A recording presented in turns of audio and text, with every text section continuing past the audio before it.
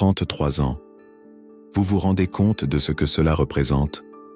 33 ans, c'est presque la moitié d'une vie. C'est le temps qu'il faut pour qu'un bébé devienne un adulte avec ses propres enfants. C'est le temps qu'il faut pour qu'un arbre devienne immense et donne de l'ombre. 33 ans de ma vie, et tout ce que j'ai reçu à la fin, c'était cette maison de boue, cette ruine que vous voyez derrière moi, cette chose que personne ne voulait, cette propriété abandonnée que même les rats avaient désertée. Mais attendez, avant de juger cette histoire, avant de penser que vous savez comment elle se termine, laissez-moi vous raconter ce que j'ai trouvé à l'intérieur. Parce que cette maison de boue, elle cachait un secret qui remontait à plus de 60 ans. Un secret qui allait changer tout ce que je croyais savoir sur ma vie. Mes mains. Regardez mes mains. Vous voyez ces cicatrices? Chacune raconte une histoire. Cette brûlure ici, c'est la soupe bouillante que j'ai renversée sur moi en 1987. Cette coupure profonde, c'est le couteau qui a glissé pendant que je préparais le dîner pour 12 invités un soir de Noël, où mes propres enfants mangeaient du pain sec. Ces articulations déformées, c'est l'arthrite qui est venue après 33 ans à genoux, à frotter les sols de marbre de la maison des Fontaines. 33 ans. Mes mains saignaient chaque jour dans cette grande maison. J'ai nettoyé leur sol jusqu'à ce qu'ils brillent comme des miroirs. J'ai lavé leurs draps de soie pendant que mes enfants dormaient sur des couvertures élimées. J'ai préparé leur festin gastronomique pendant que les miens se contentèrent de soupe et de pain rassis. J'ai élevé leurs enfants, je leur ai appris à dire merci et s'il vous plaît, pendant que mes propres enfants attendaient seuls à la maison, se demandant pourquoi maman ne rentrait jamais avant la nuit. Je me souviens du jour où ma fille Sophie, elle avait 8 ans à l'époque, elle m'a regardé avec ses grands yeux tristes et elle m'a demandé « Maman, est-ce que tu m'aimes autant que tu aimes les enfants de Madame Fontaine ?» Et moi, mon Dieu, moi je n'ai pas su quoi répondre. Parce qu'elle me voyait sourire aux enfants Fontaine, jouer avec eux, leur raconter des histoires. Mais quand je rentrais à la maison, j'étais tellement épuisé que je m'endormais parfois sur la chaise avant même d'avoir pu lui donner un baiser de bonne nuit. Mais ce jour-là, ce jour terrible et merveilleux, où Madame Fontaine est morte, et que son fils m'a remis cette clé rouillée, cette petite clé qui ouvrait cette maison de boue, je ne savais pas encore. Je ne savais pas que cette maison qui semblait être une insulte, une dernière humiliation, cachait quelque chose que personne, absolument personne, n'aurait pu imaginer. Je m'appelle Marguerite Beaumont, j'ai 68 ans aujourd'hui, et ce que je vais vous raconter, c'est l'histoire de ma vie, de mon sacrifice, de ma souffrance, mais aussi de ma rédemption. Asseyez-vous, prenez un café, parce que cette histoire, elle est longue, comme ont été longues ces 33 années. Nous sommes en 1965, l'année où ma vie a basculé pour toujours. C'était un mardi matin de mars, un matin froid et gris. Je me tenais devant le 12, avenue Victor Hugo, une immense maison bourgeoise de 3 étages avec des grilles en fer forgé et un jardin si bien entretenu qu'on aurait dit une carte postale. J'avais 32 ans, veuve depuis 6 mois. Mon mari, Pierre, était mort dans un accident à l'usine textile de Roubaix. Un jour, il est parti travailler comme d'habitude. Le soir, on est venu frapper à ma porte. 2 hommes en costume, le directeur de l'usine et un policier. « Madame Beaumont », ils ont dit, « nous avons une terrible nouvelle. Une poulie qui avait cédé. Mon Pierre, écrasé sous 2 tonnes de métal, mort sur le coup. L'usine m'a donné 300 francs. 300 francs pour une vie, pour un mari, pour le père de mes 4 enfants. Le directeur m'a dit que c'était généreux, que Pierre n'avait travaillé que 12 ans pour eux, que la loi ne les obligeait à rien du tout. 300 francs. J'ai pleuré cette nuit-là. J'ai pleuré jusqu'à ce qu'il n'y ait plus de larmes. Et puis le lendemain matin, je me suis levé, parce que j'avais 4 bouches à nourrir. Sophie, 9 ans, Jean, 7 ans, les jumeaux, Thomas et Marie, à peine 5 ans. J'ai cherché du travail partout.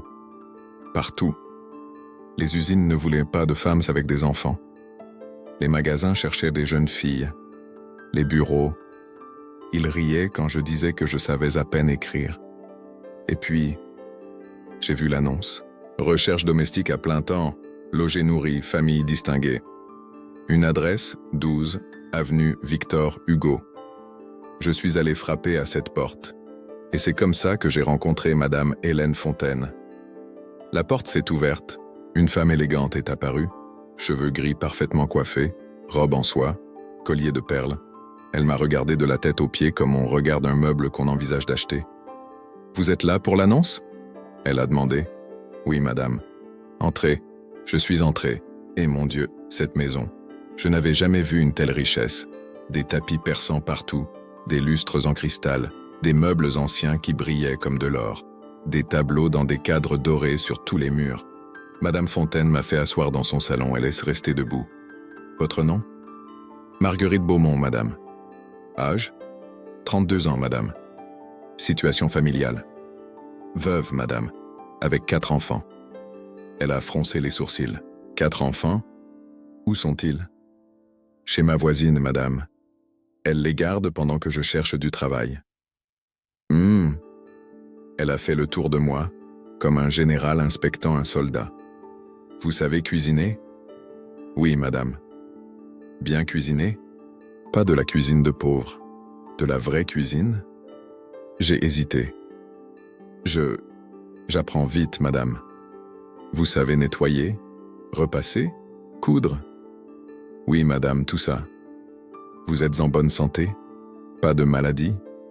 Je suis en bonne santé, madame. Elle s'est enfin assise. Elle a croisé les jambes. Elle m'a regardé droit dans les yeux. Voilà les conditions, elle a dit. Vous commencez à 5 heures du matin. Vous préparez le petit déjeuner de la famille. Ensuite, vous nettoyez toute la maison. 3 étages, 15 pièces. Vous préparez le déjeuner. L'après-midi, vous faites les courses, la lessive, le repassage. Le soir, vous préparez le dîner et vous servez à table. Vous finissez quand tout est rangé et propre. En général, vers 9 heures du soir. Parfois plus tard si nous avons des invités. J'ai fait le calcul dans ma tête. 16 heures. 16 heures par jour. Et les jours de repos, madame ? Elle a souri. Un sourire froid. Le dimanche, vous finissez à midi. C'est votre après-midi de repos. Les autres jours sont des jours de travail. 7 jours sur 7. Vous serez nourris ici. Elle a continué. Vous mangerez ce qui reste de nos repas. Vous aurez une petite chambre au 3e étage sous les combles. Mais vos enfants, ils ne peuvent pas vivre ici. C'est clair ? Mon cœur s'est serré. Je comprends, madame. Bien. Maintenant, le salaire. Enfin. C'était la question importante. J'avais besoin d'argent. Désespérément. Nous verrons après le 1er mois, elle a dit. Si vous travaillez bien, nous parlerons du salaire. J'ai cligné des yeux. Mais, madame, je dois payer mon loyer, nourrir mes enfants. Je dois savoir. Je vous ai dit, nous verrons après le 1er mois. Si cela ne vous convient pas, la porte est là. Elle m'a regardé. Elle savait. Elle savait que je n'avais pas le choix. Elle l'avait lu sur mon visage, sur mes vêtements usés, sur mes mains déjà abîmées par le travail. J'aurais dû partir. J'aurais dû dire non. Mais quand on a 4 enfants qui ont faim, quand on n'a plus que 50 francs en poche, quand les voisins commencent à vous regarder avec pitié, « Je commence quand, madame ?» j'ai demandé. Elle a souri. Elle avait gagné. « Demain matin, 5 heures précises. Ne soyez pas en retard. » Le lendemain matin, j'étais là, à 4h55. Je ne voulais pas être en retard. Pas le 1er jour. Madame Fontaine m'a ouvert la porte. Elle était déjà habillée, coiffée, maquillée. Elle m'a tendu une liste.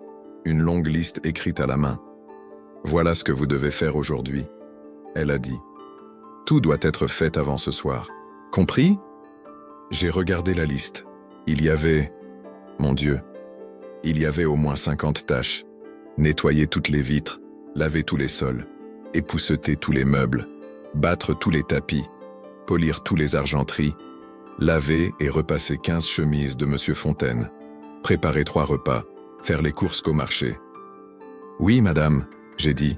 Ce premier jour a été l'enfer. J'ai commencé par la cuisine. Nettoyer le grand poêle à bois, laver la vaisselle de la veille, frotter l'évier jusqu'à ce qu'il brille. balayer, laver le sol à genoux, avec une brosse et de l'eau froide. Mes genoux. Après 1 heure, mes genoux me faisaient tellement mal que j'avais envie de pleurer. Mais je ne pouvais pas m'arrêter. Il était déjà 6h30 et je devais préparer le petit déjeuner pour 7 heures. Monsieur et Madame Fontaine prenaient leur petit déjeuner dans la salle à manger, avec leurs 2 enfants. Édouard, 16 ans, et Isabelle, 14 ans. Du café fraîchement moulu, du pain frais que je devais aller chercher à la boulangerie à 6 heures du matin, du beurre, de la confiture maison, des œufs, du jambon, des croissants le dimanche. Je devais tout préparer, tout disposer joliment sur la table. Servir, et rester debout à côté, prête à resservir du café ou à apporter ce qui manquait. Ils mangeaient, ils discutaient. Ils ne me regardaient même pas, comme si j'étais un meuble, comme si j'étais invisible. Après le petit déjeuner, je débarrassais. Je lavais toute la vaisselle. Et puis je commençais le vrai travail. Nettoyer, nettoyer, nettoyer. 15 pièces. Vous vous rendez compte? Le grand salon, le petit salon, la bibliothèque, la salle à manger, le bureau de monsieur, les 4 chambres, les 3 salles de bain, les couloirs, l'escalier, le hall d'entrée. Chaque jour. Tout devait être impeccable. Pas un grain de poussière, pas une tache, pas un pli dans les rideaux. Monsieur Fontaine était banquier. Il partait tôt le matin et rentrait tard le soir. Il ne m'a presque jamais parlé pendant toutes ces années. Parfois, il me croisait dans le couloir. Il hochait la tête. C'était tout. Madame Fontaine, elle me parlait. Oh oui, elle me parlait beaucoup, pour me donner des ordres, pour me critiquer, pour me dire que je ne travaillais pas assez bien. Marguerite, regardez ce miroir, il y a encore des traces. Marguerite, ce plancher n'est pas assez brillant. Refaites-le. Marguerite, vous appelez ça du repassage? Mes chemises ont des plis. Recommencez tout. Les enfants, Édouard et Isabelle, ils étaient polis. Trop polis. Cette politesse froide qu'on enseigne aux enfants riches. Merci, Marguerite. S'il vous plaît, Marguerite. Mais sans sourire, sans chaleur. Comme on parle à un chien bien dressé, ce premier jour, j'ai fini à 11 heures du soir. 11 heures. 18 heures de travail. Je suis monté dans ma petite chambre sous les combles. Une pièce minuscule avec un lit étroit, une chaise et une petite fenêtre qui donnait sur les toits. Je me suis effondré sur le lit. J'avais mal partout. Mon dos, mes jambes, mes mains. Mais je ne pouvais pas dormir. Parce que je pensais à mes enfants. Ils étaient seuls chez la voisine. Sophie devait les coucher, les rassurer, leur dire que maman allait revenir bientôt. Sauf que je ne revenais pas, je ne pouvais pas si je voulais garder ce travail.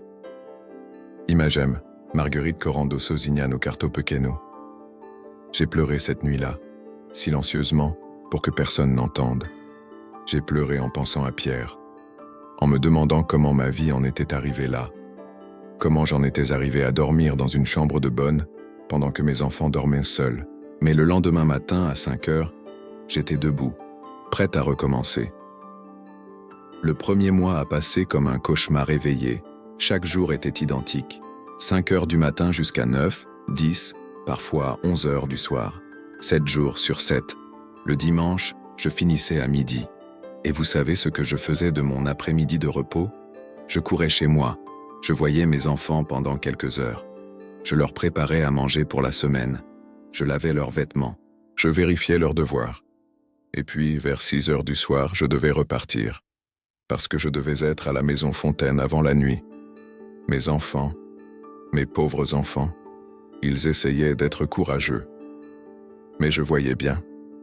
Je voyais la tristesse dans leurs yeux. Je voyais qu'ils maigrissaient, que leurs vêtements devenaient trop petits, que Sophie, ma grande fille de 9 ans, devait jouer le rôle de la mère. Un dimanche, Thomas, un de mes jumeaux, s'est accroché à ma jupe quand je devais partir. Il pleurait. « Maman, reste avec nous !» J'ai dû le détacher de moi. J'ai dû partir en l'entendant pleurer, parce que je ne pouvais pas être en retard, parce que j'avais peur de perdre mon travail. Quel genre de mère fait ça? Quel genre de mère choisit un travail plutôt que ses enfants? Mais vous ne comprenez pas. Vous ne pouvez pas comprendre à moins d'avoir été dans cette situation. Quand vous n'avez pas d'argent, quand le loyer est dû, quand vos enfants ont faim, vous faites des choses terribles, des choses qui vous brisent le cœur. À la fin du premier mois, j'ai trouvé le courage de parler à Madame Fontaine. Madame, j'ai dit, cela fait 1 mois que je travaille ici. Vous aviez dit que nous parlerions du salaire. Elle était en train de boire son thé dans le salon. Elle n'a même pas levé les yeux. Ah oui, le salaire. Elle a pris une gorgée de thé. Vous savez, Marguerite, je ne suis pas entièrement satisfaite de votre travail. Mon cœur s'est arrêté. Madame, votre repassage laisse à désirer. Et hier, j'ai trouvé de la poussière derrière le piano dans le salon. Je suis désolé, madame. Je ferai mieux. Nous verrons. Pour le moment, je vais vous donner 200 francs par mois. Si vous vous améliorez, nous pourrons augmenter dans quelques mois. 200 francs. Mon loyer était de 150 francs. Il me restait 50 francs pour nourrir 4 enfants pendant 1 mois. Madame, avec tout le respect que je vous dois, c'est très peu. Je travaille 7 jours sur 7, 16 heures par jour. Elle a enfin levé les yeux. Son regard était glacial. Vous trouvez que c'est peu? Très bien. La porte est là. Il y a 50 femmes qui accepteraient ce travail avec joie. J'ai baissé la tête. Non, madame. Merci, madame. Elle a souri. Ce sourire qui me hanterait pendant 33 ans. C'est bien, Marguerite. Vous apprenez. Les mois sont devenus des années. Les années sont devenues une décennie. Et avant que je m'en rende compte, 15 ans avaient passé. 15 ans à travailler dans cette maison. 15 ans à nettoyer leur sol, à cuisiner leurs repas, à laver leurs vêtements. Mon salaire, il avait augmenté. Un peu. Après 5 ans, j'étais à 300 francs par mois. Après 10 ans, 400. C'était toujours à peine suffisant pour survivre. Mais ce n'était pas seulement l'argent. C'était la façon dont elle me traitait. Madame Fontaine. Comme si j'étais moins qu'humaine. Il y a eu cette soirée. Je m'en souviens comme si c'était hier. C'était en 1975, 10 ans après mon arrivée. Madame Fontaine organisait un grand dîner. 12 invités, des banquiers, des avocats, des médecins, l'élite de la ville. J'avais passé 3 jours à préparer. Le menu était complexe. Des huîtres en entrée, un consommé, du canard à l'orange, des légumes glacés, un soufflé au chocolat, 5 plats, plus les fromages, plus le café. J'avais à peine dormi. Je voulais que tout soit parfait, parce que Madame Fontaine m'avait prévenu. Si ce dîner n'est pas impeccable, Marguerite, vous pouvez chercher un autre emploi. Le soir du dîner, j'étais épuisé. Mes mains tremblèrent de fatigue, mais je continuais. Je devais servir. Avec le sourire. Avec grâce. Les invités sont arrivés. Des femmes en robe de soirée. Des hommes en costume. Des parfums chers. Des bijoux qui brillaient sous les lustres. J'ai servi les huîtres. Pas de problème. J'ai servi le consommé. Tout allait bien. Et puis, le canard. Je portais le grand plat en argent. Le canard était parfait, doré, brillant, avec sa garniture de légumes colorés. Je marchais vers la table, et mon pied a accroché le coin du tapis. Juste un peu. Je n'ai pas laissé tomber le plat, mais une goutte de sauce est tombée, une seule goutte, sur la nappe blanche immaculée. Le silence s'est fait dans la salle à manger. Madame Fontaine m'a regardé. Ses yeux étaient pleins de rage. « Marguerite !» elle a crié. « Mais qu'est-ce que vous faites? Regardez! Regardez cette tache !» Tous les invités me regardaient. Je sentais leurs yeux sur moi, le jugement, le mépris. « Je suis désolée, madame, » j'ai murmuré. « Je vais... » « Vous êtes vraiment incapable. » Elle a continué. 10 ans. 10 ans que vous travaillez ici et vous ne savez toujours pas servir correctement. Regardez-vous, vous êtes pathétique. Une des invitées a ri, un petit rire nerveux, et puis une autre. Et bientôt, ils riaient tous. Pas un rire franc, un rire méchant. Un rire qui disait « Regardez cette pauvre domestique stupide. » Je suis resté là, le grand plat dans les mains, la tête baissée, les joues brûlantes de honte, voulant disparaître, voulant mourir. Allez chercher une autre nappe, Madame Fontaine a ordonné. Et cette fois, essayez de ne rien renverser. Oui, madame. Je suis allé dans la cuisine, j'ai posé le plat. Et là, seul, j'ai pleuré, silencieusement, amèrement. Mais je ne pouvais pas rester longtemps. J'avais encore 4 plats à servir. Alors je me suis essuyé les yeux, j'ai respiré profondément, et je suis retourné servir ces gens qui m'avaient humilié, parce que je n'avais pas le choix. Pendant ce temps, mes enfants grandissaient, sans moi. Sophie avait 19 ans maintenant. Elle travaillait comme vendeuse dans un magasin. Elle s'était durcie, froide, distante. Quand je venais la voir le dimanche, elle me parlait à peine. Un jour, je lui ai demandé « Ma chérie, pourquoi es-tu si en colère contre moi ?» Elle m'a regardé. Dans ses yeux, il y avait de la douleur. Tellement de douleur. « Pourquoi ?» Elle a répété. « Tu me demandes pourquoi, maman ?»« Oui, ma chérie, dis-moi. »« Parce que tu n'étais jamais là ?» Elle a crié. « Jamais ? Tu te souviens de ma communion ? Tu n'es pas venu ? Tu te souviens de mes bulletins scolaires ?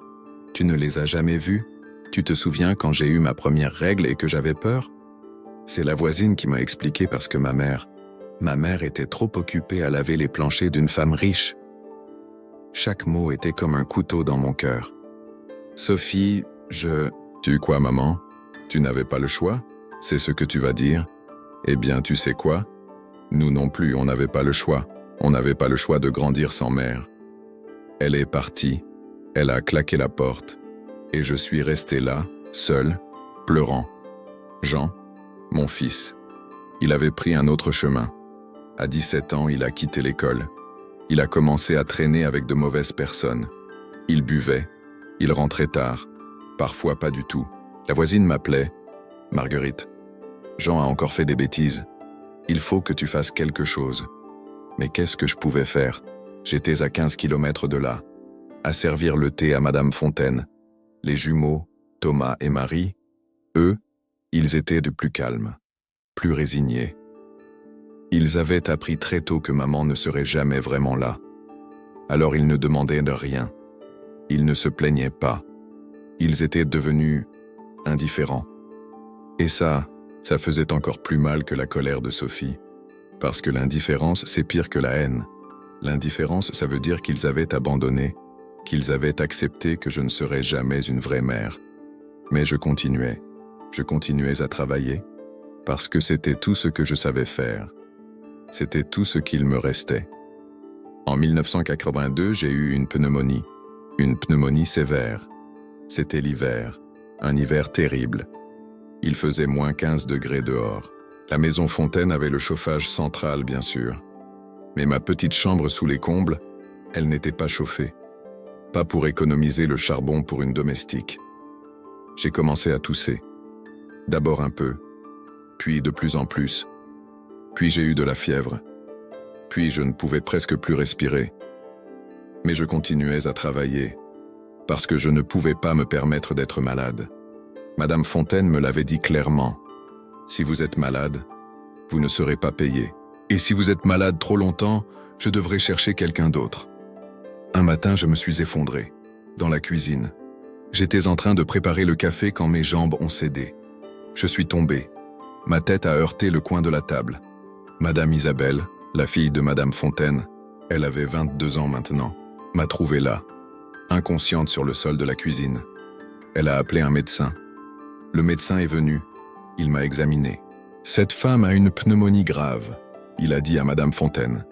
Elle doit rester au lit pendant au moins 2 semaines, avec des antibiotiques et du repos complet. 2 semaines ? Madame Fontaine a répété. C'est impossible, j'ai besoin d'elle. Le médecin a été catégorique. Madame, si elle ne se repose pas, elle peut mourir. Sa fièvre est à 40 degrés. Vous savez ce que Madame Fontaine a fait ? Elle m'a fait monter dans ma chambre. Elle m'a donné les antibiotiques.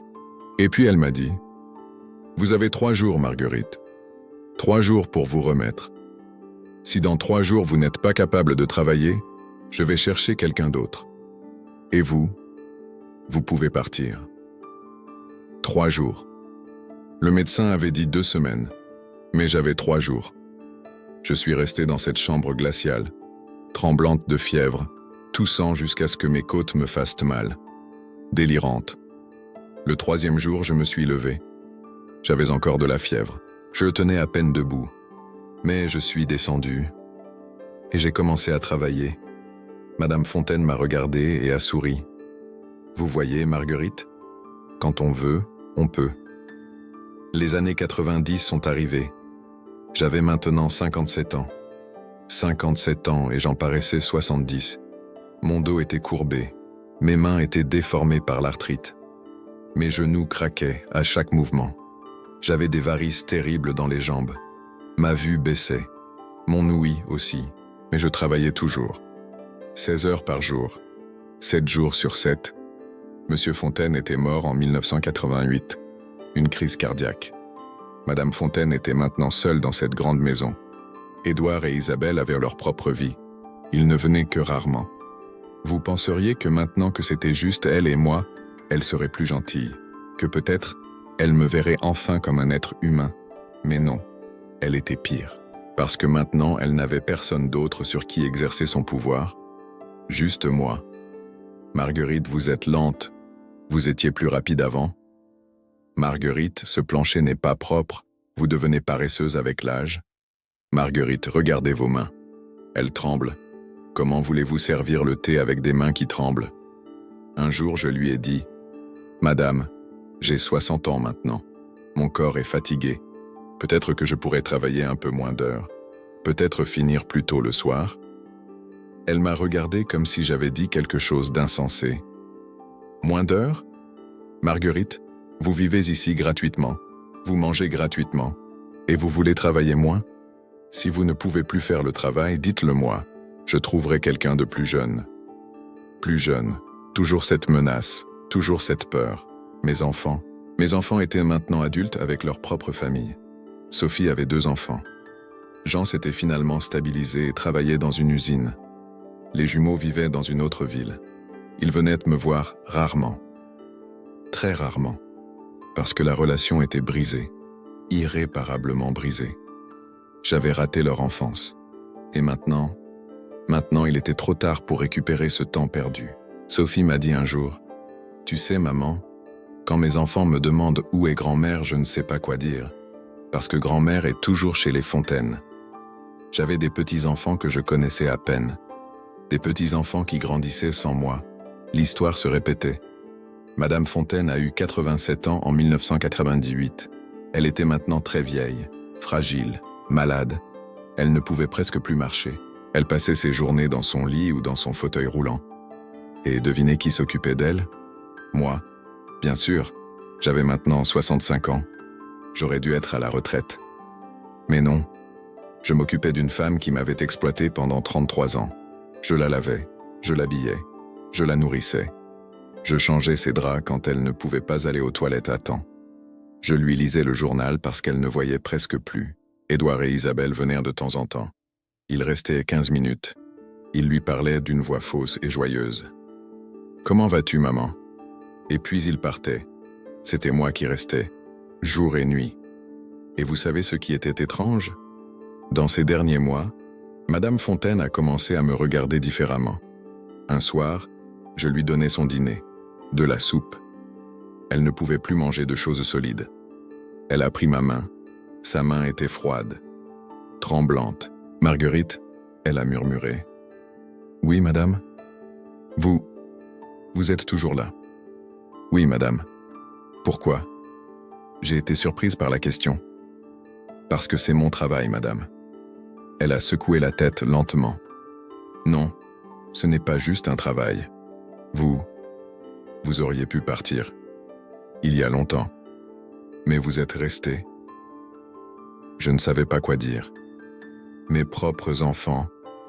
Sa voix s'est brisée. Mes propres enfants viennent me voir par obligation. 15 minutes. Et puis ils partent. Mais vous êtes là. Toujours. J'aurais pu lui dire tant de choses. J'aurais pu lui parler de toutes les humiliations, de toutes les larmes, de tous les sacrifices. Mais à quoi bon? Elle était mourante. Alors j'ai juste dit « Reposez-vous, madame ». Madame Fontaine est morte un mardi matin de novembre 1998. Un mardi gris et froid, j'étais à côté d'elle, tenant sa main. Elle respirait avec difficulté. Chaque respiration était un combat. Le médecin était venu la veille. Il avait dit « C'est une question d'heure maintenant ». J'avais appelé Édouard et Isabelle. Édouard avait dit qu'il viendrait dès que possible. Isabelle avait dit qu'elle était très occupée, mais qu'elle essaierait. Ils ne sont pas venus.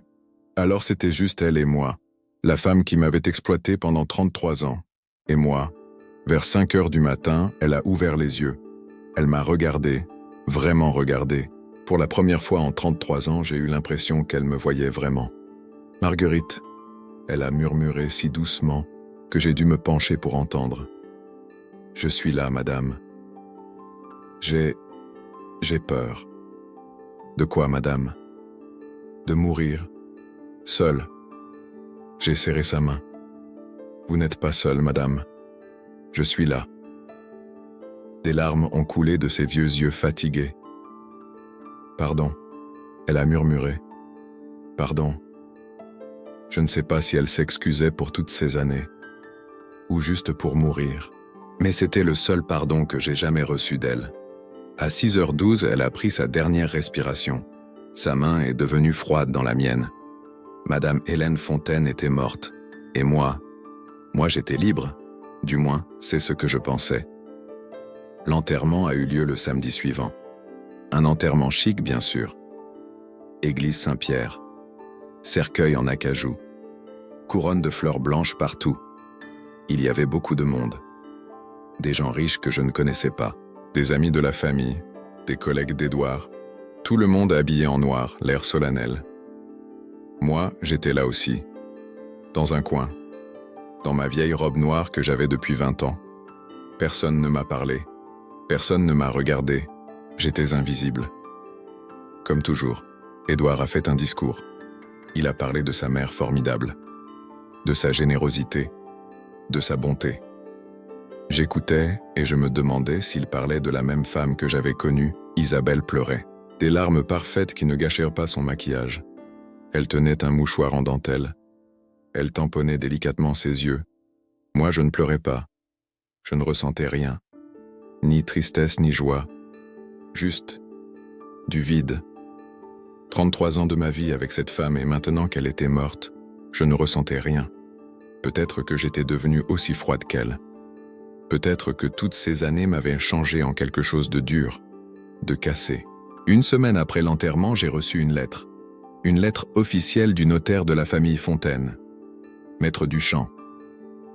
La lettre disait « Chère Madame Beaumont, votre présence est requise à mon bureau le mardi 24 novembre à 14h pour la lecture du testament de feu Madame Hélène Fontaine. » J'étais surprise. Pourquoi voulait-il que je sois là? J'étais juste la domestique.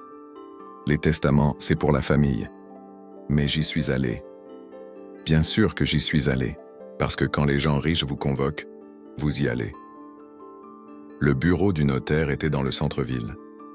Un immeuble ancien avec des murs en pierre et des portes en chêne massif. J'ai gravi les escaliers. Mes genoux me faisaient mal à chaque marche. La secrétaire m'a fait entrer dans une salle d'attente. Édouard et Isabelle étaient déjà là, assis sur un canapé en cuir. Ils m'ont à peine regardé quand je suis entré. « Bonjour, monsieur Édouard. »« Bonjour, madame Isabelle. » J'ai dit poliment. Édouard a hoché la tête. Isabelle a fait semblant de ne pas m'entendre. Nous avons attendu en silence. Un silence lourd, inconfortable. Finalement, Maître Duchamp nous a reçus. C'était un homme d'une 60aine d'années. Costume gris, lunettes, l'air sérieux et professionnel. « Bonjour à tous. Veuillez vous asseoir. » Édouard et Isabelle se sont assis dans les 2 fauteuils face au bureau. Il n'y avait pas de 3e fauteuil. Alors je suis resté debout, près de la porte. Comme une domestique. Le notaire a ouvert un dossier. Il a sorti plusieurs documents. Nous sommes ici pour la lecture du testament de Madame Hélène Marie Fontaine, décédée le 17 novembre 1998. Le testament a été rédigé le 3 janvier 1998, en présence de 2 témoins, et est parfaitement valide. Il a ajusté ses lunettes et a commencé à lire. Je sous-signais.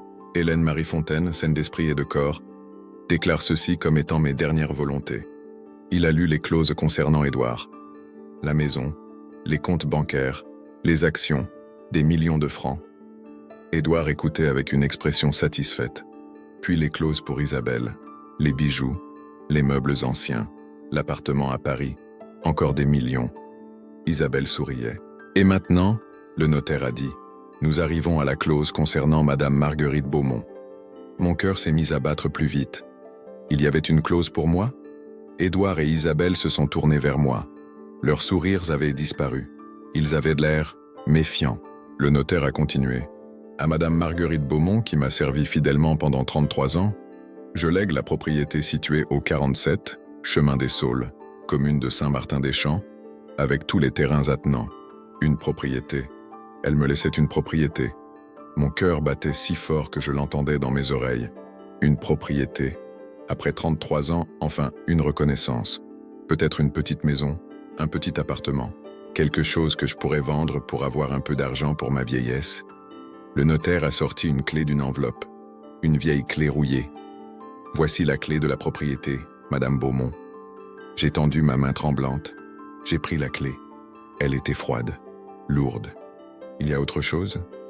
Édouard a demandé au notaire l'air impatient. Non, c'est tout. La lecture est terminée. Édouard s'est levé, il m'a regardé, et puis il a ri. Un rire bref et méchant. Eh bien, Marguerite, félicitations pour votre héritage. Il y avait quelque chose dans son ton.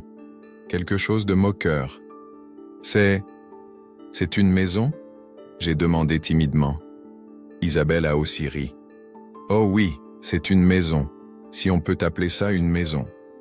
Je ne comprends pas. Édouard s'est approché de moi. Il me dominait de toute sa hauteur.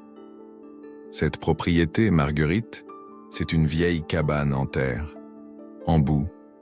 Elle est abandonnée depuis au moins 40 ans. Personne n'y a vécu depuis une éternité. Les murs sont fissurés, le toit s'est effondré. Il n'y a même pas l'électricité ni l'eau courante. Mon cœur s'est serré. Pourquoi? Pourquoi votre mère gardait-elle cette propriété? Il a haussé les épaules. Aucune idée.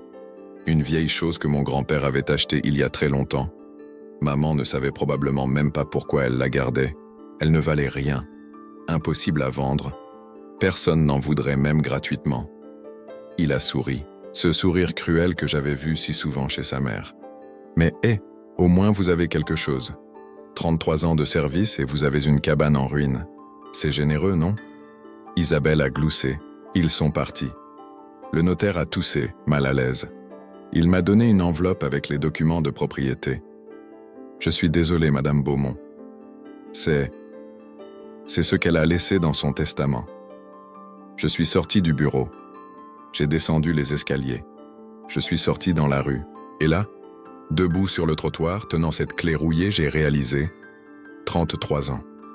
33 ans de travail acharné, de sacrifice, d'humiliation, de douleur. Et tout ce que j'avais reçu, c'était une clé. Une clé pour une cabane en ruine que personne ne voulait. J'ai pleuré. Là, debout sur le trottoir, des gens passant à côté de moi sans me regarder, j'ai pleuré. J'ai pleuré pour ma vie gâchée, pour mes enfants que j'avais négligés, pour ma jeunesse perdue, pour tout ce que j'avais sacrifié. Et maintenant j'avais une cabane en boue. C'était ça, ma récompense.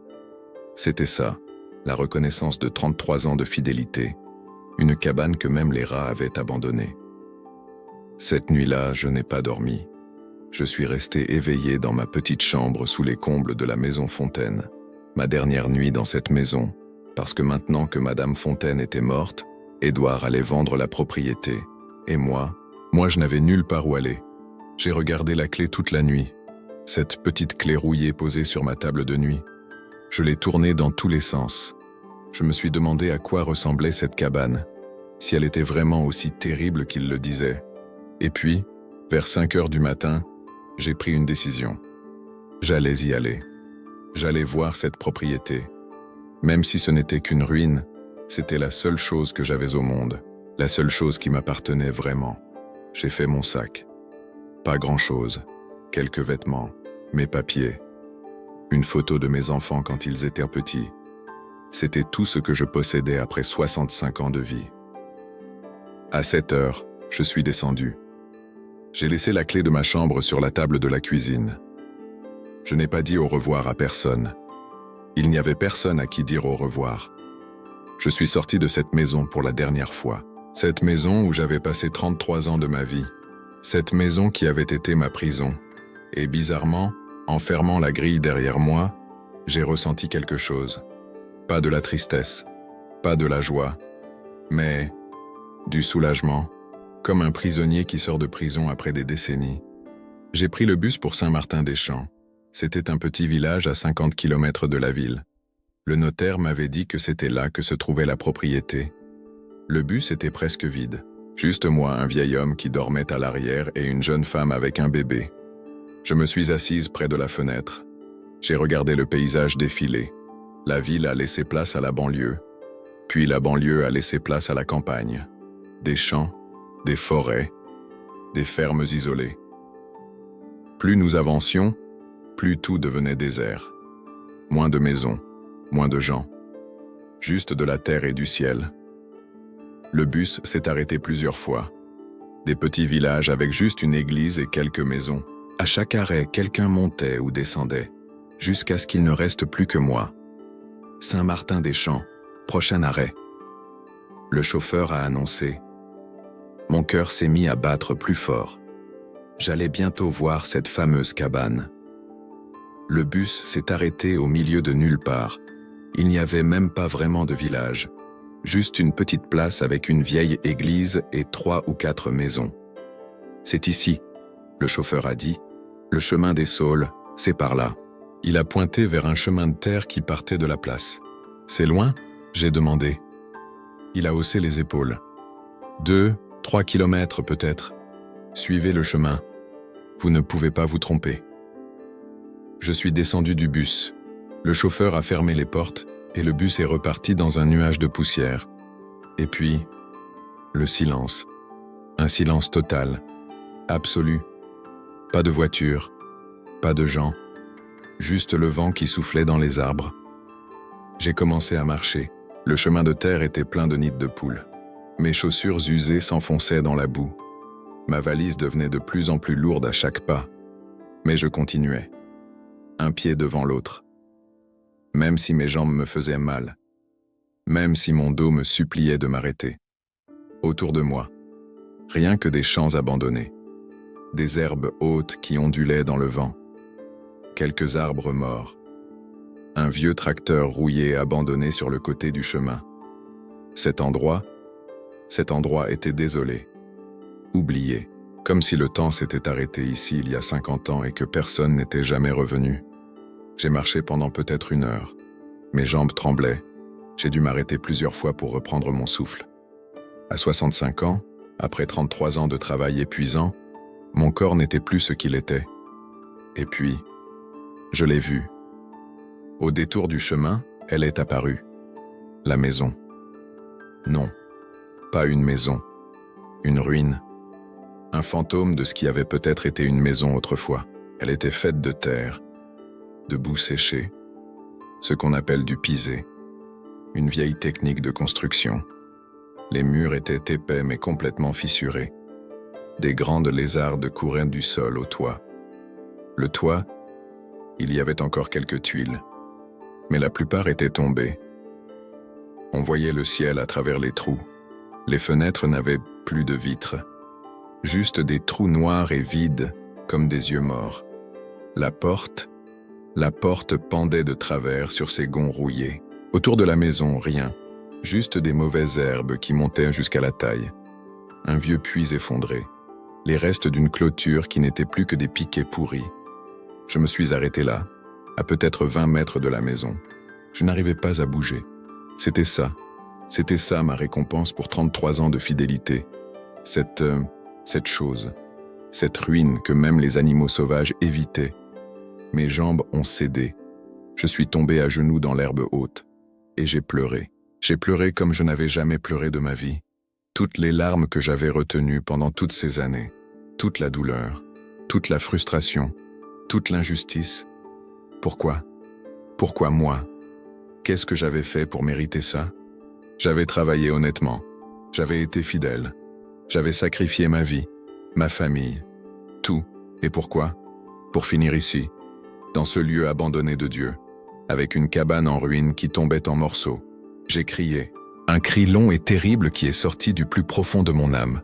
Un cri de rage, de désespoir, de douleur pure. Et puis, le silence est revenu. Le vent a continué à souffler. Les herbes ont continué à onduler.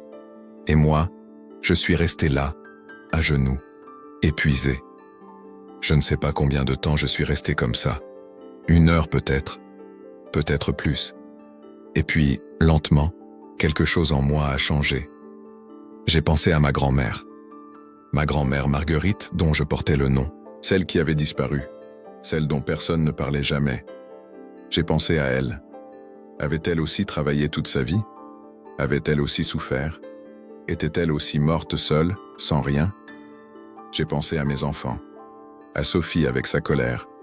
À Jean avec ses erreurs. Aux jumeaux avec leur indifférence. J'ai pensé à toutes les femmes comme moi. Toutes ces domestiques, ces travailleuses, ces mères qui sacrifiaient tout et ne recevaient rien. Et j'ai pensé, je ne peux pas abandonner. Pas maintenant. Pas après tout ça. Peut-être que cette cabane n'était rien. Peut-être qu'elle allait s'effondrer sur ma tête. Peut-être que j'allais mourir ici, seul, dans ce lieu oublié. Mais c'était à moi. Pour la première fois de ma vie, j'avais quelque chose qui était vraiment à moi. Pas à un employeur, pas à un mari. À moi. Alors j'ai essuyé mes larmes. Je me suis levé. J'ai pris ma valise et j'ai marché vers la maison. Mes mains tremblaient quand j'ai sorti la clé de ma poche, cette vieille clé rouillée qui pesait si lourd. Je me suis approché de la porte. La serrure était si vieille qu'elle était presque fondue dans le bois. J'ai mis la clé dans la serrure. Elle ne voulait pas tourner. J'ai forcé. Doucement d'abord, puis plus fort. Et finalement, avec un grincement terrible qui a fait s'envoler des oiseaux dans les arbres, la serrure a cédé. J'ai poussé la porte. Elle a grincé sur ses gonds rouillés. Et lentement, très lentement, elle s'est ouverte. L'obscurité à l'intérieur était totale, épaisse, comme si la lumière elle-même avait peur d'entrer. J'ai pris une grande respiration, et je suis entré. Mes yeux ont mis du temps à s'habituer à l'obscurité. Au début, je ne voyais rien, juste des formes vagues, des ombres. Et puis, petit à petit, j'ai commencé à distinguer l'intérieur. C'était une seule grande pièce, peut-être 6 mètres sur 5. Le sol était en terre battue, les murs en pisé étaient nus, pas de peinture, pas de papier peint, juste la terre brute. Il y avait quelques meubles, si on pouvait les appeler ainsi. Une vieille table en bois, complètement pourrie, une chaise sans dossier, un lit de fer rouillé dans un coin avec un matelas qui s'était désintégré en poussière. Des toiles d'araignée pendaient du plafond comme des rideaux gris. Il y avait de la moisissure partout, l'odeur, mon Dieu, l'odeur, l'humidité, la pourriture, la mort. Des crottes de souris couvraient le sol, des fientes d'oiseaux aussi. Les animaux avaient vécu ici bien plus récemment que les humains. Dans un coin, il y avait une cheminée, ou ce qui en restait. La moitié des pierres étaient tombées. Je pouvais voir le ciel à travers le conduit. C'était tout. 4 murs de terre, un toit troué, un sol de terre battue, quelques meubles pourris. Voilà ce que valait de 33 ans de ma vie. J'ai fait quelques pas à l'intérieur. Le plancher de terre craquait sous mes pieds, ou plutôt, il ne craquait pas exactement, il bougeait, comme si la terre n'était pas complètement tassée.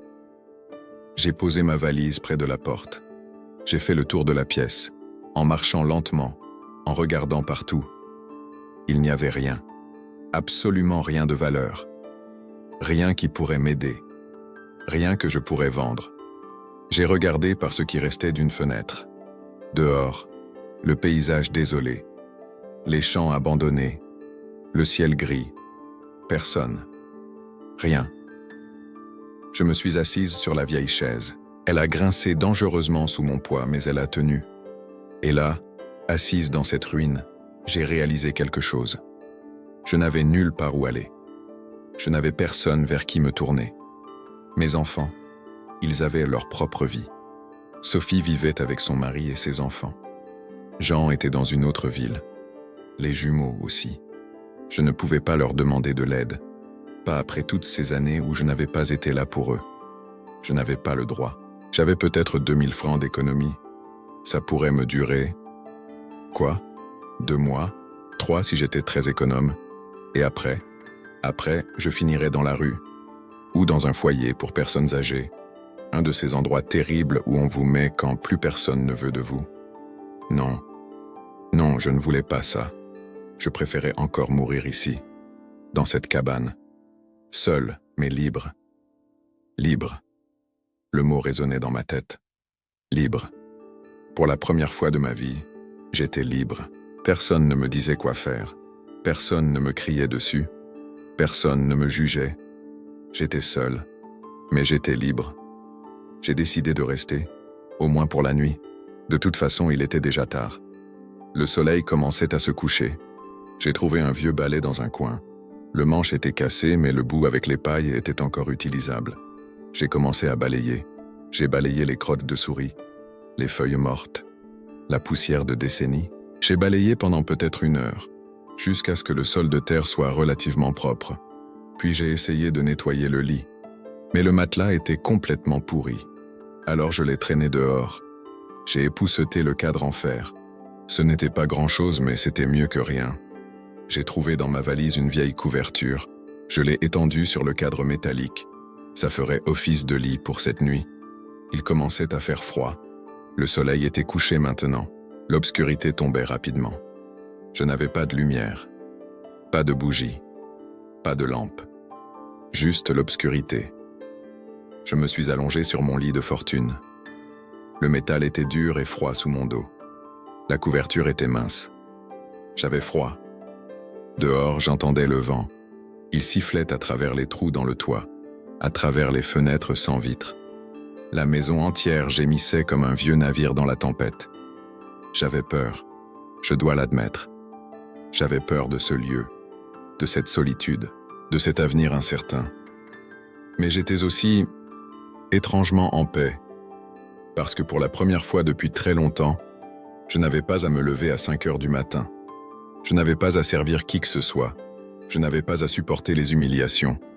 J'étais juste moi, Marguerite. Personne d'autre. Pas la domestique, pas la servante. Juste moi. Je me suis endormi. Un sommeil agité, plein de rêves étranges. Le lendemain matin, je me suis réveillé avec le soleil. Il entrait à flot par les trous du toit, par les fenêtres sans vitres. J'avais mal partout, mon dos, mes jambes, mes épaules. Dormir sur un cadre métallique n'était pas exactement confortable, mais j'étais vivante, et c'était déjà quelque chose. Je me suis levé, j'ai bu un peu d'eau de ma gourde, j'ai mangé un morceau de pain que j'avais apporté, et puis j'ai décidé d'explorer vraiment la maison, de regarder partout. Peut-être qu'il y avait quelque chose d'utile que je n'avais pas vu la veille dans l'obscurité. J'ai regardé dans tous les coins, derrière les meubles pourris, dans la cheminée effondrée, partout, rien. Il n'y avait rien. Et puis, j'ai remarqué quelque chose d'étrange. Dans un coin de la pièce, près de ce qui restait de la cheminée, le sol était différent. Partout ailleurs, la terre était dure, compacte, tassée par le temps. Mais là, dans ce coin, la terre semblait plus meuble, comme si quelqu'un avait creusé là puis avait rebouché le trou. J'ai posé mon pied dessus. C'était mou. Ça s'enfonçait légèrement. Mon cœur a commencé à battre plus vite. Pourquoi la terre serait-elle différente juste à cet endroit? J'ai regardé autour de moi. J'ai trouvé un vieux bâton dehors, un bout de branche solide. Je suis revenu à l'intérieur. Je me suis agenouillé près de ce coin de terre meuble, et j'ai commencé à gratter, doucement d'abord. La terre s'enlevait facilement, trop facilement, comme si elle avait été déplacée récemment. Enfin, récemment à l'échelle de cette maison abandonnée. Peut-être il y a 10 ans, 20 ans, je creusais. 5 centimètres, 10 centimètres, 15 centimètres. Et puis le bâton a heurté quelque chose de dur. Mon cœur s'est arrêté. Ce n'était pas une pierre. Les pierres font un bruit différent. C'était du métal. Quelque chose en métal était enterré là. J'ai jeté le bâton. J'ai commencé à creuser avec mes mains. Mes ongles se cassaient. La terre s'accumulait sous mes ongles. Mes mains me faisaient mal, mais je ne pouvais pas m'arrêter. Je creusais, je creusais, je creusais. Et finalement, je l'ai vue. Une boîte. Une boîte en métal, rouillée, couverte de terre. Elle faisait peut-être 50 centimètres de long, 30 de large, 20 de haut. Elle était lourde, très lourde. Quand j'ai essayé de la sortir du trou, j'ai dû utiliser toute ma force. Finalement, je l'ai sortie. Je l'ai posée sur le sol à côté du trou. La boîte était fermée avec un vieux cadenas. Un gros cadenas en fer qui était complètement rouillé. Mes mains tremblaient. Qu'est-ce qu'il y avait dans cette boîte? Pourquoi quelqu'un l'aurait enterrée ici? J'ai essayé d'ouvrir le cadenas. Impossible. Il était solidement fermé malgré la rouille. J'ai cherché partout dans la maison. Il me fallait quelque chose pour casser ce cadenas. J'ai trouvé dehors une grosse pierre. Une pierre à peu près de la taille de mon poing. Je suis revenu. J'ai posé la boîte sur le sol. J'ai pris la pierre. Et j'ai frappé le cadenas. 1 fois, 2 fois, 3 fois. Le métal rouillé résistait. Je continuais à frapper. 10 fois, 20 fois. Mes bras me faisaient mal. Ma respiration était courte. Et puis, au 23e coup, le cadenas a cédé. Il s'est ouvert avec un clic. J'ai posé la pierre. J'ai enlevé le cadenas brisé. Mes mains tremblaient tellement que j'avais du mal à ouvrir le couvercle. J'ai pris une grande respiration et j'ai ouvert la boîte. Pendant un moment, je n'ai pas pu bouger. Je suis resté là, agenouillé, regardant l'intérieur de cette boîte. De l'argent. Il y avait de l'argent. Beaucoup d'argent. Des liasses et des liasses de vieux billets. Des billets jaunis par le temps. Certains étaient en anciens francs. D'autres dans une monnaie encore plus ancienne, que je ne reconnaissais même pas. Mes mains tremblaient quand j'ai touché les billets. Ils étaient secs, fragiles. Certains se déchiraient presque sous mes doigts. Combien y en avait-il? Je ne savais pas. Des dizaines de liasses. Peut-être des centaines de milliers de francs. Peut-être plus. Mon cœur battait si fort que j'avais mal à la poitrine. C'était réel? Ou est-ce que je rêvais? Est-ce que j'étais devenue folle de solitude et de désespoir? J'ai pincé mon bras. Ça faisait mal. Non, je ne rêvais pas. Cet argent était réel. Cette boîte était réelle.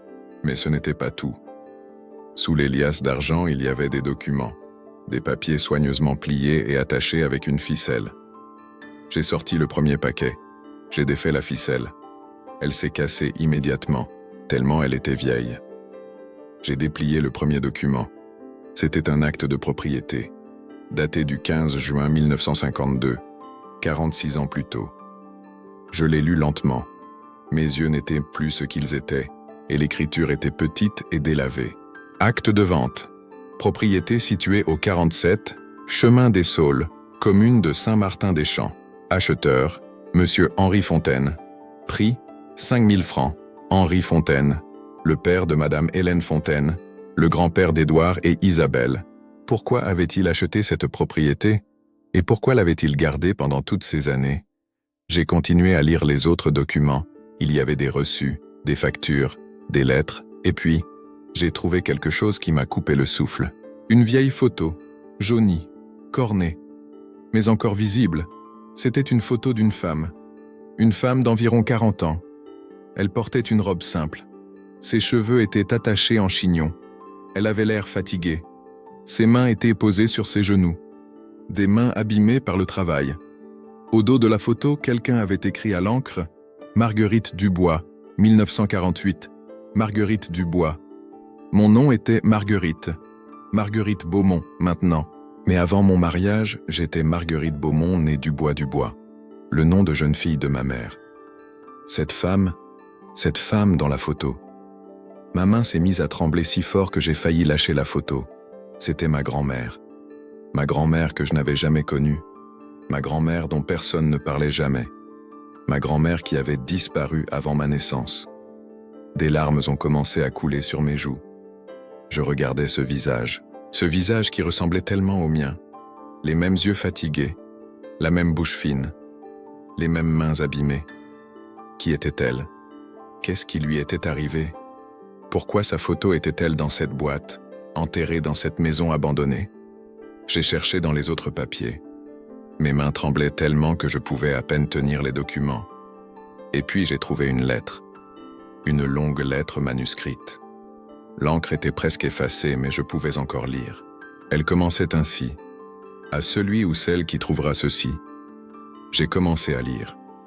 Et à mesure que je lisais, mon cœur se brisait de plus en plus. La lettre disait « À celui ou celle qui trouvera ceci, je m'appelle Henri Fontaine. J'écris cette lettre en janvier 1952. J'ai 68 ans et je sais que mes jours sont comptés. Le médecin m'a donné 6 mois à vivre. Un cancer. Je dois raconter cette histoire avant de mourir. Je dois la raconter parce que c'est la seule façon de me racheter un peu de ce que j'ai fait. Ou plutôt, de ce que je n'ai pas fait. Il y a 40 ans, en 1912, mon père a embauché une jeune femme comme domestique. Elle s'appelait Marguerite Dubois. Elle avait 18 ans. Elle venait d'un village pauvre. Elle cherchait du travail pour aider sa famille. Mon père l'a embauchée, mais il l'a exploitée, comme il exploitait tous ses employés. Il la payait presque rien. Il la faisait travailler 16 heures par jour. Tous les jours, sans repos. Marguerite a travaillé pour ma famille pendant 40 ans. 40 ans, de 1912 à 1952. Pendant ces 40 ans, elle a tout fait pour nous. Elle a élevé mes enfants. Elle s'est occupée de ma mère malade. Elle a cuisiné, nettoyé, lavé, repassé. Elle s'est mariée brièvement. Elle a eu une fille, mais son mari est mort jeune. Alors elle est revenue travailler pour nous avec son bébé. Ma famille s'est accepté qu'elle garde l'enfant avec elle pendant les premières années. Mais ensuite, quand la petite avait 5 ans, ils ont dit que l'enfant devait partir. Que c'était perturbant d'avoir un enfant dans la maison. Marguerite a dû confier sa fille à sa sœur. Elle ne voyait son enfant qu'un dimanche par mois. Les années ont passé. Marguerite a vieilli. Ses cheveux sont devenus gris, son dos s'est courbé, ses mains se sont déformées, mais elle continuait à travailler. Parce qu'elle n'avait pas le choix. Parce que mon père, puis moi-même, et enfin ma fille Hélène, nous ne lui avons jamais donné assez d'argent pour qu'elle puisse arrêter. En 1952, Marguerite avait 58 ans. Elle était malade. Très malade. Mais elle continuait à travailler parce que ma fille Hélène lui avait dit qu'elle la renverrait si elle s'arrêtait. Un jour de février, Marguerite s'est effondrée dans la cuisine. Une attaque cardiaque. Elle est morte là, sur le sol de notre cuisine. Et vous savez ce que nous avons fait? Nous l'avons enterrée dans une tombe anonyme. Sans pierre tombale, sans nom. Juste un numéro dans le cimetière des pauvres. Personne n'est venu à son enterrement. Sa fille était déjà morte elle aussi, d'une pneumonie. Elle n'avait jamais eu les moyens de se soigner correctement. Marguerite Dubois a travaillé 40 ans pour ma famille. Et quand elle est morte, nous l'avons jetée comme un vieux meuble dont on ne veut plus. J'ai dû m'arrêter de lire. Je ne pouvais plus voir les mots à travers mes larmes. Ma grand-mère, ma pauvre grand-mère, elle avait travaillé 40 ans pour les Fontaines. 40 ans. Et elle était morte seule, sans rien, enterrée dans une tombe sans nom. Ma mère était sa fille. La fille qu'elle voyait un dimanche par mois. La fille qui était morte jeune de pneumonie parce qu'elle n'avait pas les moyens de se soigner. C'était pour ça que personne ne parlait jamais de ma grand-mère. C'était pour ça que ma mère ne parlait jamais de son enfance. La douleur était trop grande. Et moi, sans le savoir, j'avais suivi le même chemin. J'avais travaillé pour les Fontaines, comme ma grand-mère avant moi. J'avais sacrifié ma famille, comme elle. J'avais vieilli dans leur service, comme elle.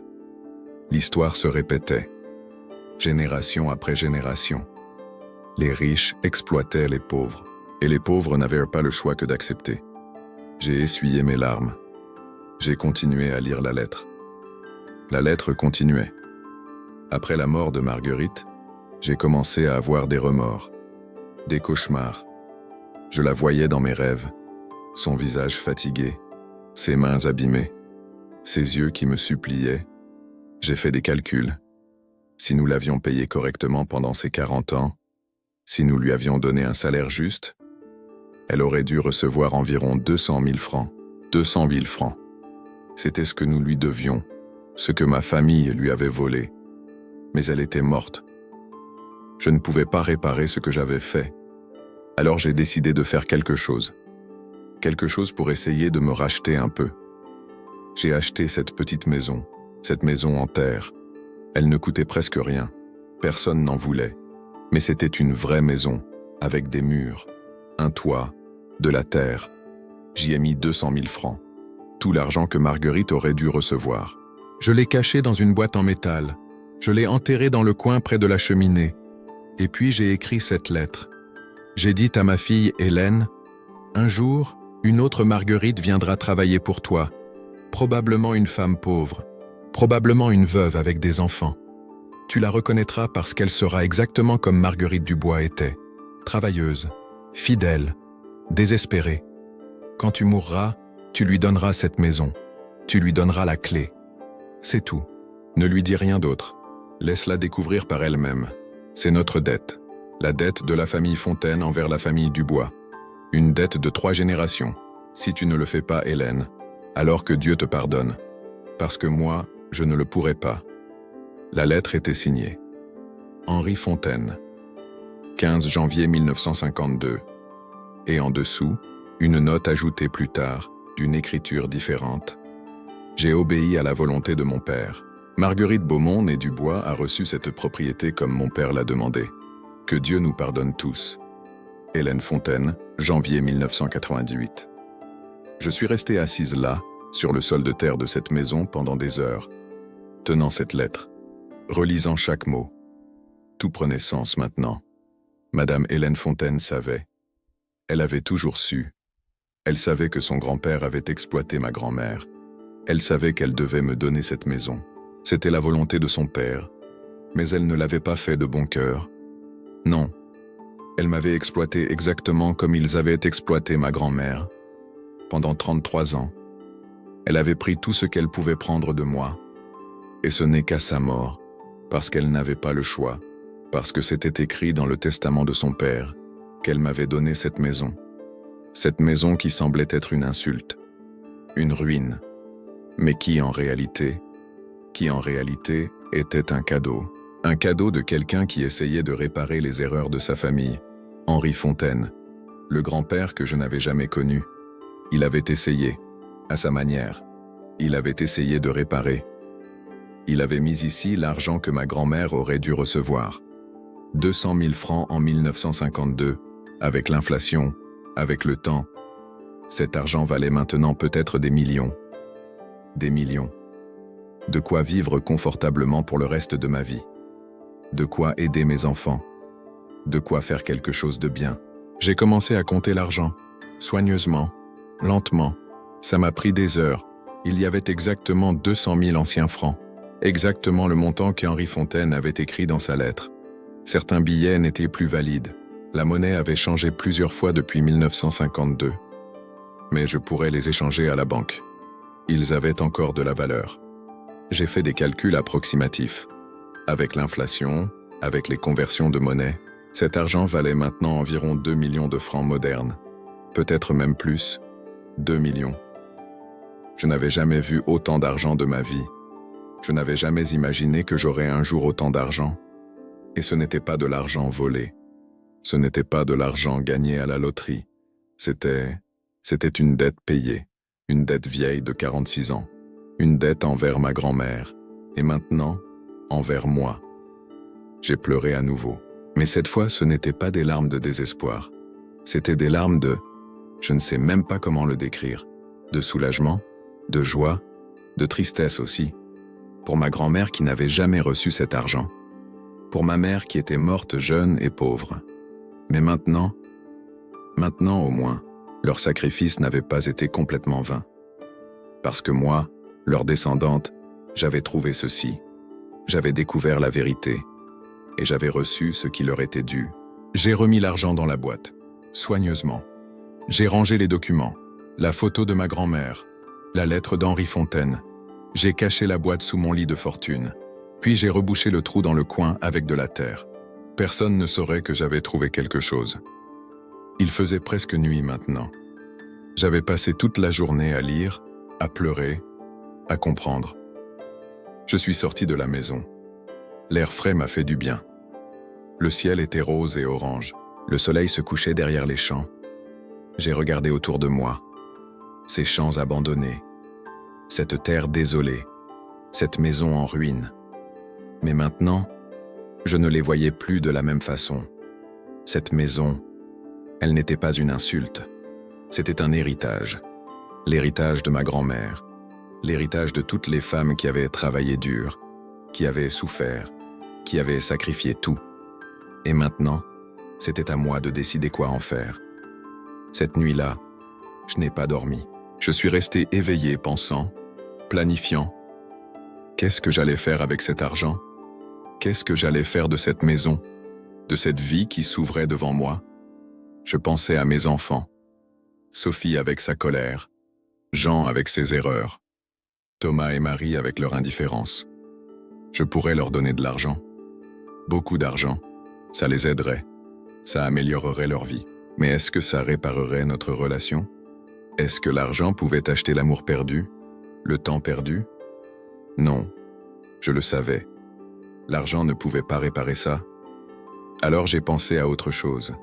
À quelque chose de plus grand. À quelque chose qui aurait du sens. Ma grand-mère Marguerite avait travaillé toute sa vie. Elle n'avait jamais eu d'éducation. Elle n'avait jamais eu de chance.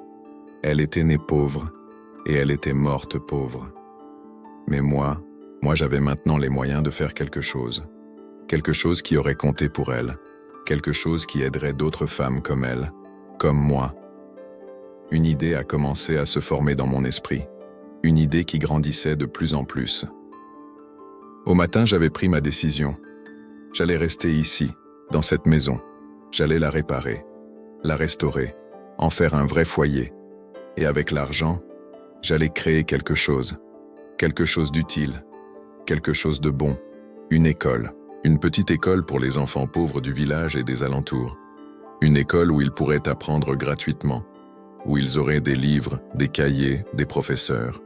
Une école pour que ces enfants n'aient pas à voir leurs parents travailler jusqu'à la mort sans jamais avoir une chance dans la vie. Je l'appellerais École Marguerite Dubois, en mémoire de ma grand-mère. Et peut-être que ça réparerait un peu, un tout petit peu, le mal qui avait été fait. Nous sommes maintenant en 2003. 5 ans se sont écoulés depuis que j'ai trouvé cette boîte, depuis que j'ai lu cette lettre, depuis que ma vie a changé. La maison, elle est maintenant belle. Vous ne la reconnaîtriez pas. Les murs ont été réparés. J'ai fait venir des artisans qui connaissent les vieilles techniques de construction en terre. Ils ont comblé les fissures, renforcé les murs, reconstruit le toit. Les fenêtres ont maintenant des vitres. Des vraies vitres qui laissent entrer la lumière mais gardent le froid dehors. J'ai fait installer l'électricité, l'eau courante, un vrai poêle pour cuisiner, une vraie salle de bain. À l'intérieur, c'est simple mais confortable. Des meubles en bois, des rideaux blancs, un vrai lit avec un matelas moelleux, une table où je peux manger, des étagères pour mes livres. Et dehors, j'ai planté un jardin, des fleurs, des légumes, des herbes aromatiques. L'endroit qui était désolé il y a 5 ans est maintenant vivant, coloré, beau. Et l'école est ma fierté. J'ai acheté un terrain à côté de ma maison. J'ai fait construire un petit bâtiment. Rien de luxueux, mais solide, propre, lumineux. Il y a 4 salles de classe, une bibliothèque, une cantine où les enfants peuvent manger gratuitement. J'ai embauché 4 professeurs. De bons professeurs qui aiment enseigner, qui croient que chaque enfant mérite une chance. L'école est gratuite. Complètement gratuite. Les livres, les cahiers, les stylos. Tout est fourni. Les repas aussi. Il y a maintenant 63 élèves. Des enfants de 6 à 14 ans, des enfants de familles pauvres, des enfants dont les parents travaillent en dur pour survivre, des enfants qui, sans cette école, n'auraient peut-être jamais appris à lire correctement. Chaque matin, je les vois arriver, leurs petits visages souriants, leurs rires qui remplissent la cour, leurs questions infinies, et je pense à ma grand-mère. Je pense qu'elle aurait aimé ça, qu'elle aurait été fière. Au-dessus de la porte de l'école, il y a une plaque. Elle dit « École Marguerite Dubois », fondée en 1999, en mémoire de toutes les femmes qui ont travaillé dans l'ombre. Et en dessous, j'ai fait accrocher la photo de ma grand-mère. Cette vieille photo jaunie que j'avais trouvée dans la boîte, pour que les enfants sachent, pour que les enfants se souviennent. Mes enfants viennent me voir maintenant, pas souvent, mais plus qu'avant. Sophie est venue il y a 6 mois. Elle a amené ses 2 enfants. Mes petits-enfants que je connaissais à peine. Nous avons marché dans le jardin. Nous avons parlé. Vraiment parlé. Pour la première fois depuis des années. Maman, elle m'a dit, je suis désolé. Désolé d'avoir été si en colère pendant si longtemps. Je comprends maintenant. Tu n'avais pas le choix. Tu faisais ce que tu devais faire pour nous garder en vie. J'ai pleuré. Elle a pleuré. Nous nous sommes serrés dans les bras. Ce n'est pas réparé complètement. Il y a trop d'années perdues. Trop de douleur. Mais c'est un début. Jean vient de temps en temps. Il a arrêté de boire. Il a un travail stable maintenant. Il est fiancé. Les jumeaux m'écrivent. Ils m'envoient des photos de leur vie. Ce n'est pas parfait. Nous ne serons jamais une famille normale, unie, heureuse. Trop de choses se sont passées. Mais nous essayons. Et c'est déjà quelque chose. J'ai maintenant 73 ans. Mon dos est encore plus courbé. Mes mains sont encore plus déformées. Je marche avec une canne. Mais je suis en paix. Pour la première fois de ma vie, je suis en paix. Je regarde les enfants jouer dans la cour de l'école. J'entends leurs rires, leurs cris joyeux. Je pense à ma grand-mère Marguerite. Je pense à toutes les heures qu'elle a travaillé, à toutes les larmes qu'elle a versées, à tous les sacrifices qu'elle a faits. Et je me dis que finalement, ça n'a pas été complètement vain. Parce que ces enfants là-bas, ils ont une chance qu'elle n'a jamais eue. Une chance que je n'ai jamais eue non plus quand j'étais jeune. Ils peuvent apprendre, ils peuvent rêver, ils peuvent devenir ce qu'ils veulent devenir. Et tout ça grâce à cette maison debout. Cette maison que tout le monde pensait être une insulte. Cette maison qui cachait un secret vieux de 46 ans. Parfois, le soir, quand je suis assise sur ma petite véranda, regardant le soleil se coucher sur les champs, je pense à tout le chemin parcouru. De cette jeune veuve désespérée de 32 ans à cette vieille femme de 73 ans qui a trouvé la paix. 33 ans de travail, 33 ans de souffrance, 33 ans d'humiliation. Est-ce que ça valait la peine? C'est une question difficile, parce que j'ai perdu tellement de choses. J'ai raté l'enfance de mes enfants, j'ai sacrifié ma santé, j'ai donné les meilleures années de ma vie à des gens qui ne m'appréciaient pas. Mais à la fin, j'ai trouvé quelque chose. J'ai trouvé la vérité sur ma grand-mère. J'ai découvert que je n'étais pas seul dans ma souffrance, que d'autres femmes avant moi avaient marché le même chemin difficile. Et j'ai trouvé un but, une raison, quelque chose de plus grand que moi. Cette école, ces enfants, cet héritage que je vais laisser. Madame Fontaine pensait qu'elle m'humiliait en me donnant cette maison debout. Elle pensait que c'était une dernière insulte, mais elle avait tort. Cette maison était la chose la plus précieuse qu'on m'ait jamais donnée, parce qu'elle cachait non seulement de l'argent, mais aussi une histoire, une vérité, une connexion avec mon passé. Et elle m'a donné la possibilité de créer un avenir, pas pour moi. Mon avenir est derrière moi maintenant, mais pour ses enfants, pour la prochaine génération. Si vous êtes quelqu'un qui travaille dur, quelqu'un qui souffre en silence, quelqu'un qui se demande si votre sacrifice a un sens, je veux que vous sachiez quelque chose. Parfois, la justice prend du temps, beaucoup de temps. Parfois, elle ne vient pas de votre vivant. Parfois, elle vient pour vos enfants, ou vos petits-enfants, mais elle vient. D'une manière ou d'une autre, elle vient. Ma grand-mère n'a jamais vu la justice. Elle est morte seule, pauvre, oubliée. Mais moi, sa petite fille, j'ai trouvé ce qu'elle aurait dû recevoir.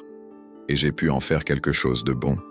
Alors tenez bon, continuez à avancer, continuez à faire ce qui est juste, même quand c'est difficile, même quand personne ne vous voit, même quand personne ne vous apprécie. Parce que quelque part, d'une manière que vous ne pouvez pas imaginer, ça compte. Votre sacrifice compte, votre travail compte, vous comptez. Cette maison de boue me l'a appris, cette maison que personne ne voulait, cette maison qui cachait un trésor que personne ne soupçonnait. Parfois, les choses les plus précieuses sont cachées dans les endroits les plus inattendus. Parfois, ce qui semble être une fin est en réalité un nouveau commencement. Je m'appelle Marguerite Beaumont, j'ai 73 ans. J'ai travaillé 33 ans pour la famille Fontaine. Et à la fin, j'ai reçu une maison de boue. Mais cette maison de boue, elle a changé ma vie. Elle m'a donné une raison de continuer. Elle m'a connecté à mon passé. Elle m'a donné un avenir à construire. Cette maison de boue était mon héritage. L'héritage de ma grand-mère. L'héritage de toutes les femmes fortes qui ont souffert avant moi. Et maintenant, c'est l'héritage que je laisse aux enfants de l'école Marguerite Dubois. Un héritage d'éducation, d'espoir, de possibilités. Merci de m'avoir écouté. Merci d'avoir entendu mon histoire.